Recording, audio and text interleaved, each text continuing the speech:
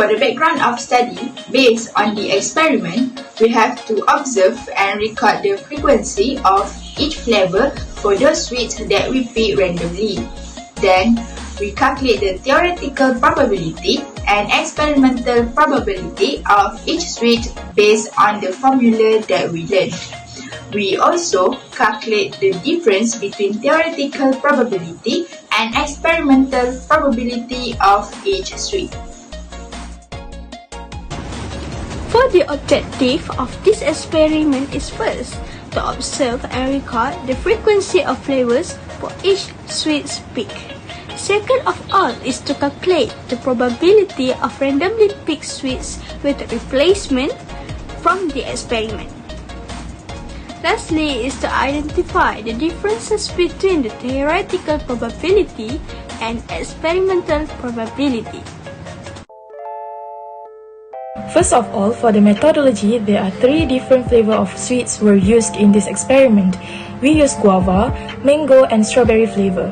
We conducted the experiment by using a total of 30 sweets to be picked, where 10 of guava, 9 of mango, and 11 of strawberry. Then we put the sweets together in a jar and randomly pick sweets with our eyes closed.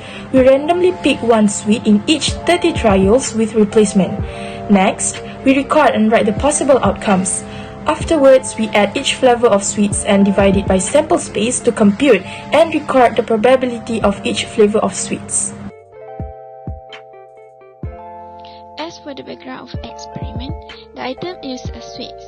30 sweets with 3 different types of flavors are used in this experiment.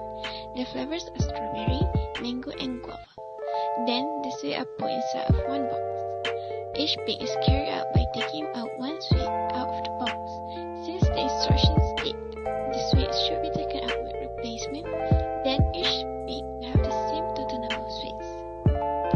For instance, in the first pick, these sweets are in the box, and for the second pick, the sweets that have been taken in the first pick must be written back inside the box, so that each pick will have the same amount of sweets, which is 30 sweets. Here are the questions that we have done in experiment 3 of picking up sweets. For question A, it states here that we need to observe and record the frequency of each flavors for those sweets. So here are the table based on our frequency of picking up sweets, which is 8 for guava, 10 for strawberry, and 12 for mango. Next, for question B, the question asks what is the experimental probability of obtaining each of the flavors, which is guava, mango, and strawberry. First step is to know what is the formula to compute the experimental probability, which is experimental probability equals to number of times event happened divided by total number of trials, which is 30 trials in total. Since we got 8 frequency for guava, so the experimental probability is 8 over 30, followed by strawberry 10 over 30, and mango 12 over 30. Moving on to the next question C. The question asks what is the theoretical probability of getting each of the flavors, guava, strawberry, and mango.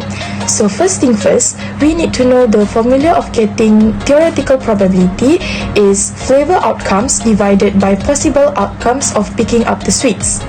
Since in the experiment we used 10 guavas, 11 strawberry, and 9 mango flavors, which resulted in total of 30 sweets. Therefore, for guava, we compute as 10 over 30 and simplify, we will get 1 over 3, while strawberry we get 11 over 30, followed by mango 9 over 30, which we simplify to get 3 over 10.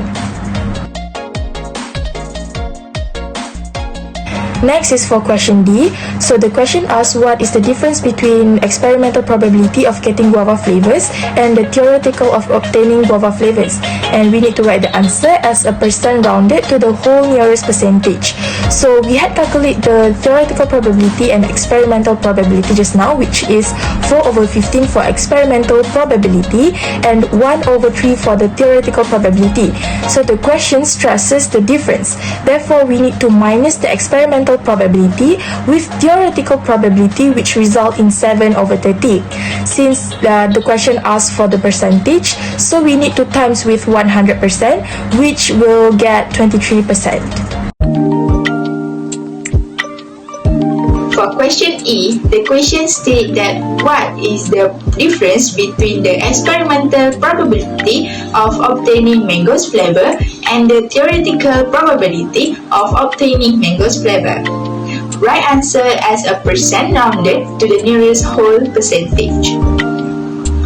The question was same as the previous question, but this time we compute the difference of mango's flavor, which we need to use formula of experimental probability minus with theoretical probability and times with 100% to get the percentage.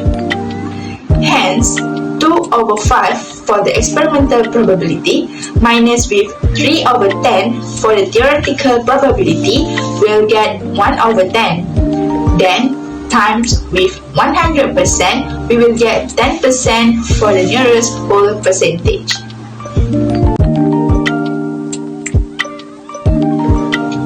Moving on to question F, what is the difference between experimental probability and theoretical probability of obtaining strawberries flavor?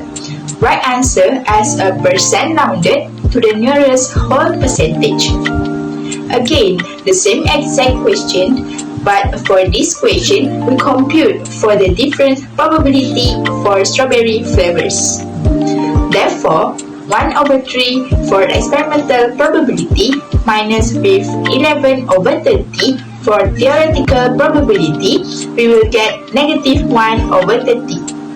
Since the question asks for whole percentage, so we times with 100%, which result is 3%.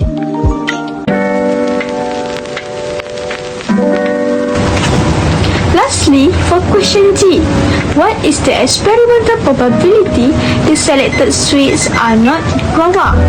The question stresses on the probability not guava. Therefore, we need to minus the experimental probability of guava to get the not selected guava. Hence, 1 minus 4/15 of selected guava, we will get 11/15 as the not selected guava. As a conclusion, the experiments show that the probability of receiving the number of random variables, which are guava sweets, mango sweets, and strawberry sweets, were different in each trials. We can see the difference between the theoretical probability and experimental probability of a random variable.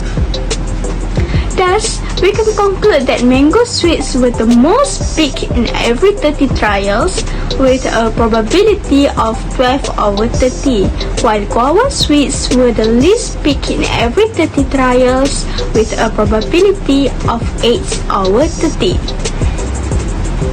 Therefore, the objective of this experiment was successfully achieved.